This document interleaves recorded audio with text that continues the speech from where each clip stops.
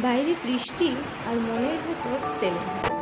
বাঙালি এই তো চায়, তাই আমিও আজ লেগে পড়লাম বেগুনি বানাতে। তো প্রথমে আমি দুটো বেগুন নিয়ে সেটাকে পাতলা লম্বা করে কেটে নিয়েছি এবং সেটাতে লবণ হলুদ মাখিয়ে রেখেছি। তারপর যে ব্যাটারটা বানাচ্ছি সেটাতে দিয়েছি বেসন, চাল গুঁড়ো এবং সুজি, যেগুলো আমি দিয়েছি 3:2:1 অনুপাতে। অর্থাৎ আমি যদি বড় চামচে 3 চামচ বেসন দিই তাহলে তার মধ্যে 2 চামচ চাল গুঁড়ো এবং 1 চামচ সুজি, এই অনুপাতে তোমরা করতে পারো। সাথে 1 চিমটে খাবার সোডা, যেটা বেগনিটাকে ক্রিস্পি বানায়।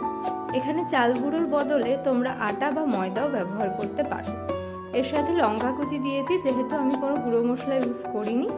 তোমরা চাইলে এর মধ্যে লঙ্কা গুঁড়ো, ধনে গুঁড়ো, জিরে গুঁড়ো এগুলো ইউজ করতে পারো এবং সাথে আদা রসুন বাটাও ইউজ করতে পারো। আমি আজকে খুব কম উপকরণ দিয়ে এবং সিম্পল ওয়েতে করার চেষ্টা করেছি, তাই আজকে আমি এগুলো দিইনি।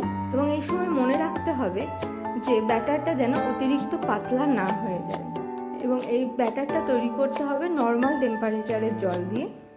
ব্যাটারটার মধ্যে অল্প পরিমাণ লবণ, হলুদ এবং চিনিও দিয়েছি। ব্যাটারটা যদি অতিরিক্ত পাতলা হয়ে যায় তাহলে কিন্তু বেগুনের গায়ে ব্যাটারটা লাগবে না এবং বেগুনিটা ভালো হবে না। তো যাই হোক, ব্যাটারে চুবিয়ে বেগুনগুলোকে আমি ছাঁকা তেলে ভেজে নিয়েছি এবং লাস্টে যে অবশিষ্ট ব্যাটারটা ছিল সেটার মধ্যে লঙ্কা দিয়ে লঙ্কার পকোড়াও বানিয়ে নিয়েছি। এবং এইভাবেই রেডি হয়ে গেল আমার বেগুনি আর লঙ্কার পকোড়া। এবং এই মুচমুচে বেগুনি, লঙ্কার পকোড়া আর মুড়িতে জমে গেল আমার আর আমার হাজব্যান্ডের বর্ষার এক বিকেল।